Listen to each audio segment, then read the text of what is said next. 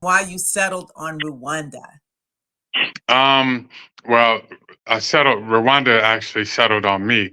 It kept, originally, as you know, I was going to Ethiopia.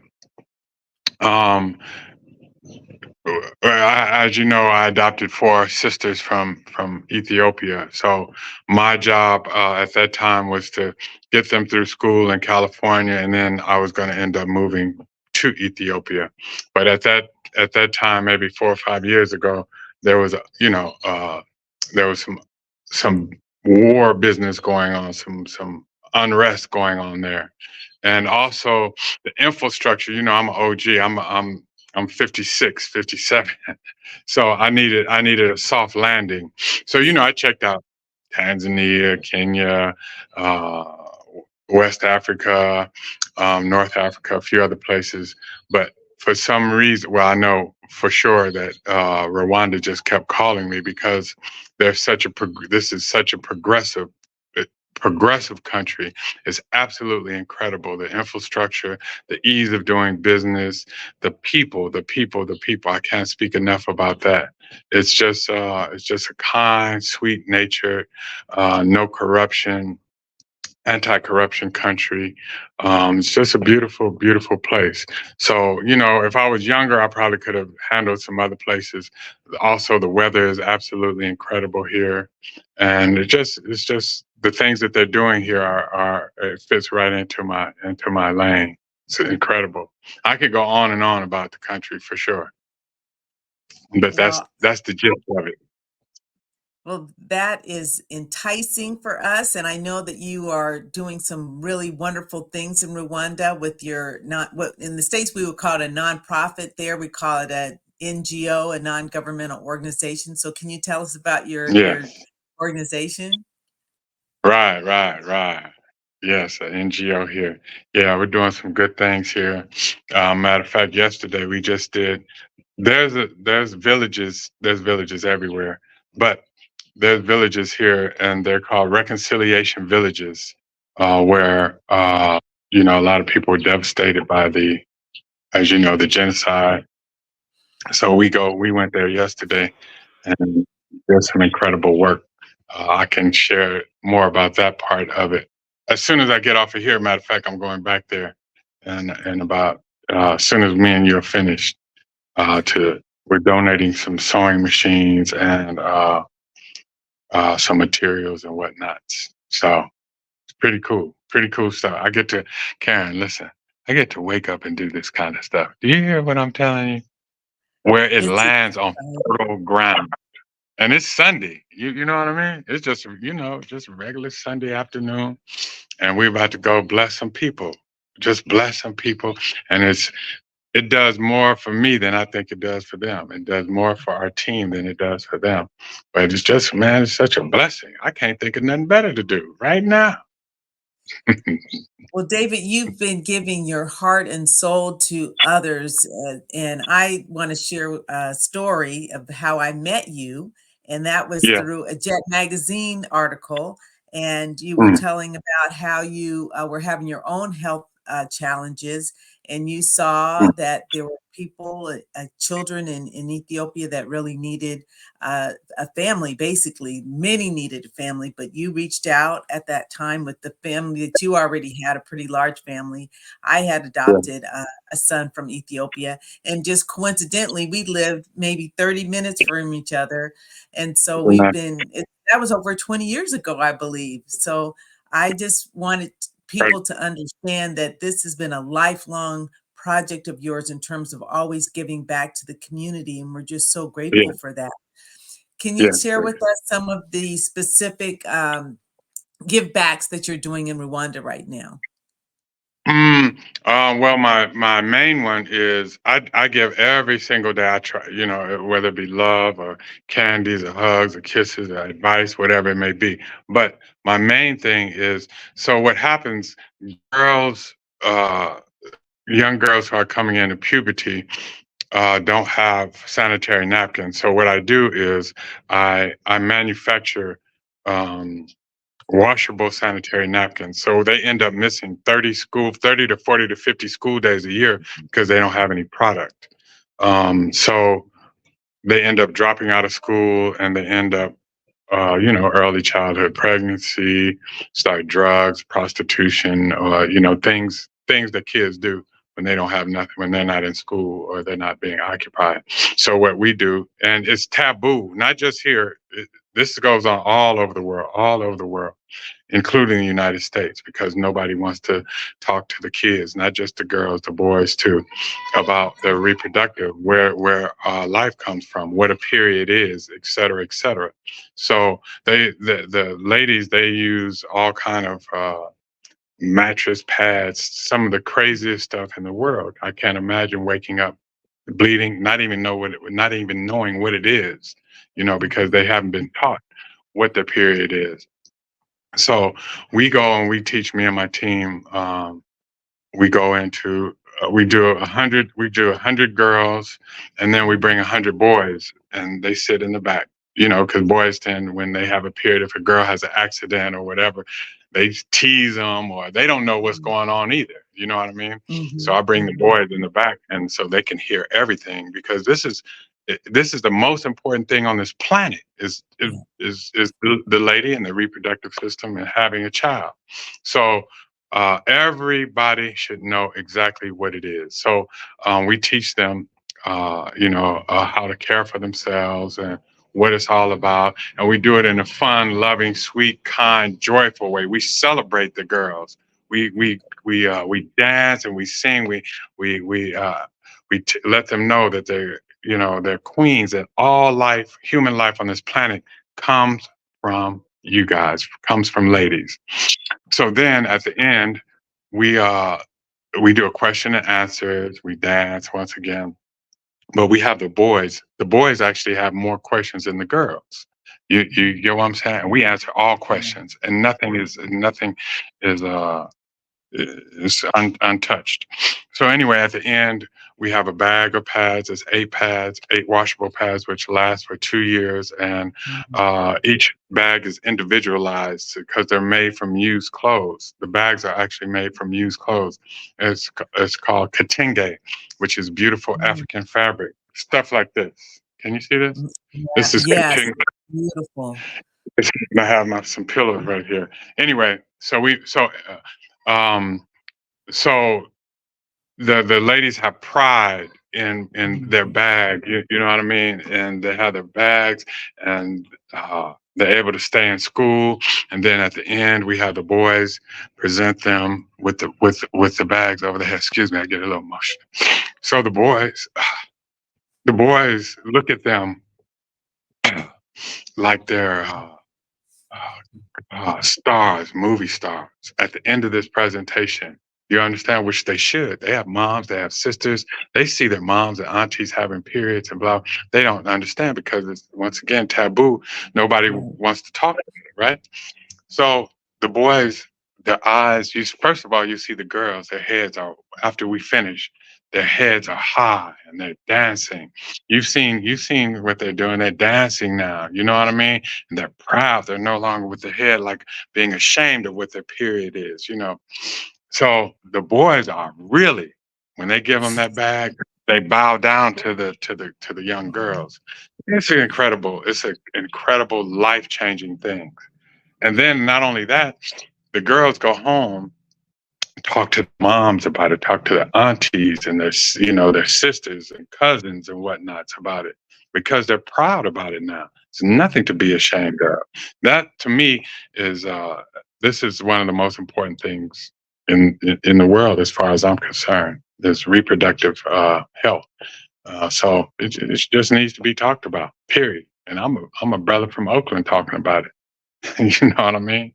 So and we're anyway, that's blessed. I mean, we need the message, and as you said, not just in Africa, throughout the whole world, there are people would be all shocked, I think, to find out that even in the United States, like you indicated, there's still a lot of people, for whatever reason, that have not been educated on just their bodies, and right, not, like you said, not only women, but men need to understand this too, and young men, 100%. young boys. That's where we Absolutely. come from. Well, it's huge. Exactly. It's huge. Exactly.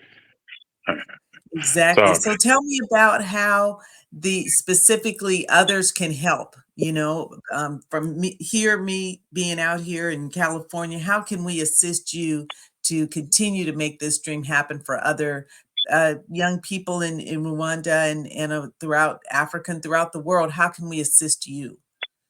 the main thing is, first of all, is pray for me. Pray for this project that we're doing. We've been doing it for 3 years, maybe a little bit longer, and we've helped thousands of young girls and boys also. Um, so I right now I get I do everything comes from me. Everything comes from my pocket. Mhm. I'm not too good with the fundraising or the asking people for money. I'm good at giving, but some things we're all good at. One things I'm not good at asking for money, but money is good. Pray for me. Come on out. Come help me. Whatever you want to do, whatever God puts on your heart to do, come on with it.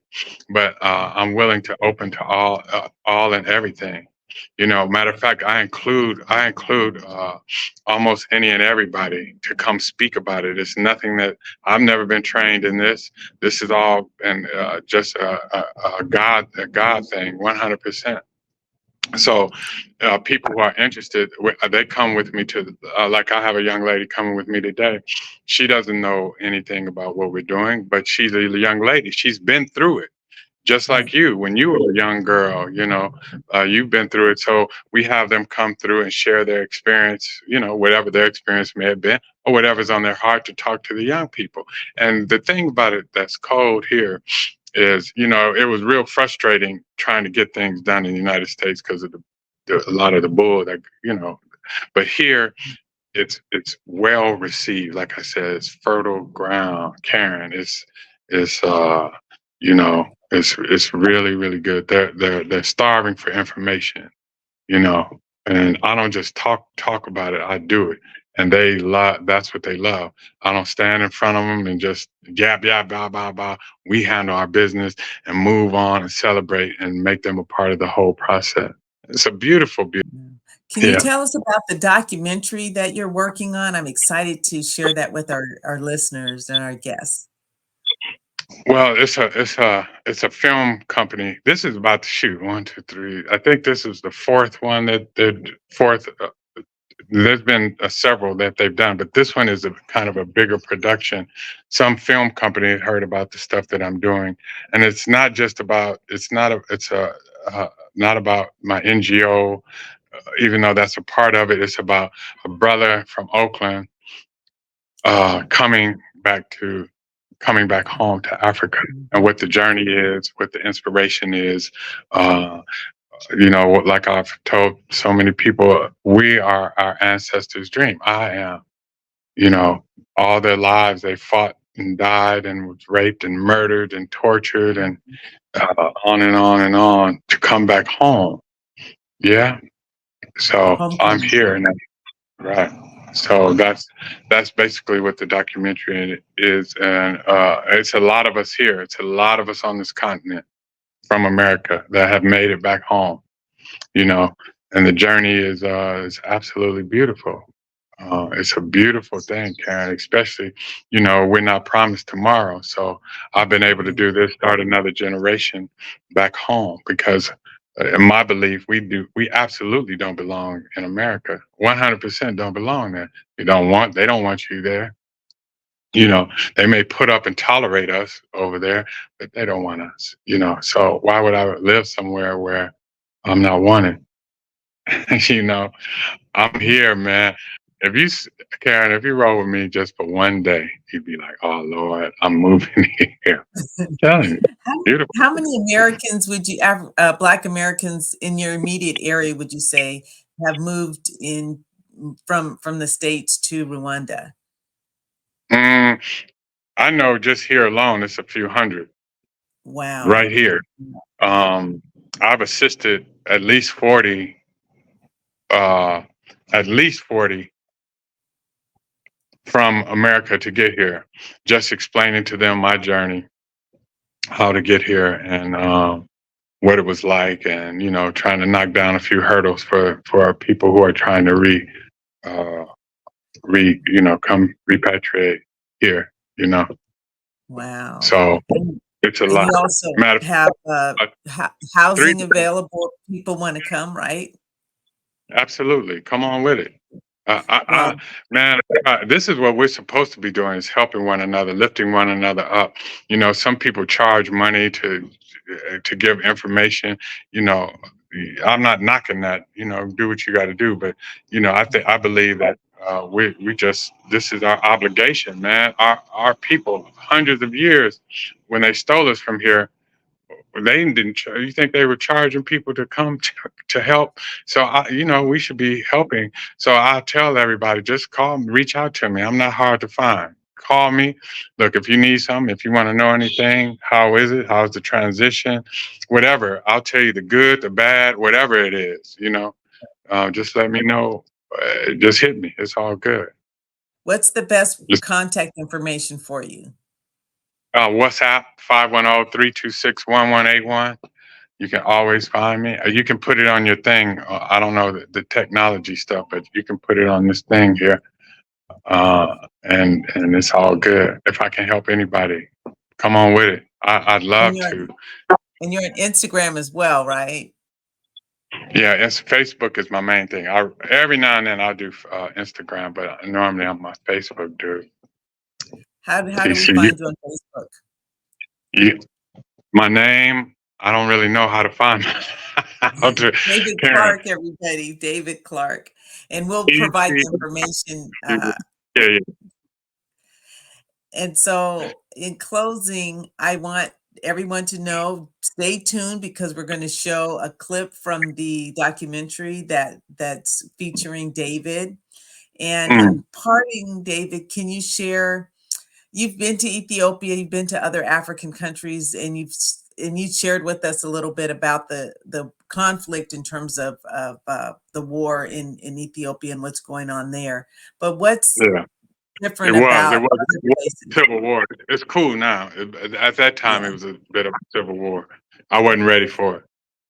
I understand. So Yeah. if people wanted to come to Africa, why would they choose, from your perspective, why would Rwanda be at the top of their, or should be at the top of their list? Well, first of all, your money, like you can get a crib $400 a month, four Wow. bedrooms, four bathrooms with the compound for $400 a month. Plus, you're able to get help here, like so you have like I have a cook, I have a cleaner, and I have a guard. Um, you know, it's just incredible. If so, if you're on a fixed income, Okay. you could live like a king for $1,000 a month, king or queen, or $1,000 a month. You can live if you're on Social Security or if you're on disability in America. And yes, you can get your money from over there over here, from what I understand. Matter of fact, I just helped a retired couple come here, and boy, first, okay, let's do another thing. Even the food, I've lost 77 pounds. I've seen a The change, huge, huge, from the beginning not, videos to now. yeah, and it's nothing that I've done. I've always eaten healthy, but it's the chemicals. I haven't like I was a vegetarian, but the chemicals in the vegetables and the meat and the chicken or whatever they're doing, the hormones just blew me up. I exercised every day over there, and I still was 277, 270. Now I'm about 200. But Wow. I can go on and on. For even that, we just belong here. We belong on the continent. Wherever you choose, whether it be South Africa, wherever, we don't belong there. That's the main thing. And if you come home, come visit, at least come check it out. I had a couple here maybe 4 months ago. They're an older couple, and they came to visit just to check it out, to see what I'm suggesting that people do. Come check it out. They called their kids back home, told them to sell everything, take what they want, sell all their house, and they owned an apartment building. And they told them to sell everything, take what they want. They're not coming back. They didn't even Wow. bother going back to and send. They save the pictures or whatever. Uh, but they're still here right now. So Wow. it's whatever your journey is or whatever. But I know and feel even when I just was back in California, and I can tell people don't know what they want to do. I can feel it when I talk to them in the spirit that they know that they don't belong there, but they just don't know what to do or how to go about it. So I think everyone, if whoever's interested, needs to just step out on faith and rock and roll, because this is it. You only get one chance at this life, one chance. So, Absolutely. Well, I will be yeah. coming to visit before the end of the year. Hold me to that. And I am Karen, so appreciative. I'll so be there. you want to I'm see coming. your house? This would be your room right here. You want to Oh, see? I'll show your it to you family, later. you've always been, and your family to everybody, and it's so appreciative. I'm so appreciative of you, David, and I'm gonna have you back because I want to talk about the documentary when it's completed. So, thank you so Really. much, and parting words, David, what would you like to tell, our guests that are listening Nothing in, but just watching? that I love you guys so much, and if you just need anything, just reach out to me, and I'm gonna give you God's honest truth, or at least my truth. And feel free just to come visit, come check it out. I'm here for you. If you have any questions, reach out to me. If I can help you in any kind of way, I'm here for you for sure. And it's a beautiful thing. An absolutely beautiful thing. Trust and believe. I'll give you, if you, next time, I'll give you a tour. You can see how I live and my day to day stuff. That's what I try to show people because we've been brainwashed and lied to all for so many years. We think Africa's AIDS, starvation, blah, blah. It's none of that. It is, we have that, but so does the United States. But we have nothing but beautiful buildings and they have everything and more that America has. We have more, way more. So I want to change the mindset of that The narrative. narrative, switch the narrative up, absolutely. So we are going to have your contact information. I'm hoping that you're gonna get so many emails and calls and, interest because it is a beautiful place. I just encourage people to just Google Rwanda and just see the beautiful country that it is, and it's a small country, it is very manageable, and we're gonna have David back. So thank you, David, and you take care, have a beautiful day. Thank you, thank you. I love you. God bless us all. Okay. Bye-bye. Bye. I'm our ancestors' dream. They were raped, murdered, tortured, experimented on, and they built America. Their whole dream was to come back here, come back home. So I'm back here. So I'm the American dream for real. So the quality of life, what is worth it? You want to sell your soul and for a house or for a car or whatever over there, and then you're a slave to your house, you're a slave to your car. So you don't really get to enjoy it because you got to go to work 12 hours a day to support that. Sitting in traffic, you're going to a job that you can't stand with people who don't like you because you're black. I'm treated less than as a human being. I'm a black man. As they say, I'm a nigger over there. Here, I'm just a man. That's huge. I've never been just a man. I've always been a black man. We have a bunch of toxicity in us that you have to get rid of. In order to get rid of it, you have to get out of the toxic place that you live in to come into a place where you're free. So I made it back, so I'm proud of myself. I teach women's reproductive health, not me personally, my team, and I manufacture washable sanitary napkins and give them away for free. Look at this. I'm a African-American brother, a man, from Oakland, California, the Bay Area. It's hard there, On the other side of the planet, manufacturing sanitary napkins, teaching women's health. I've never been to school for none of this, what I'm doing. So who do you think did that? That's God, 100% God. You see, I'm just being obedient.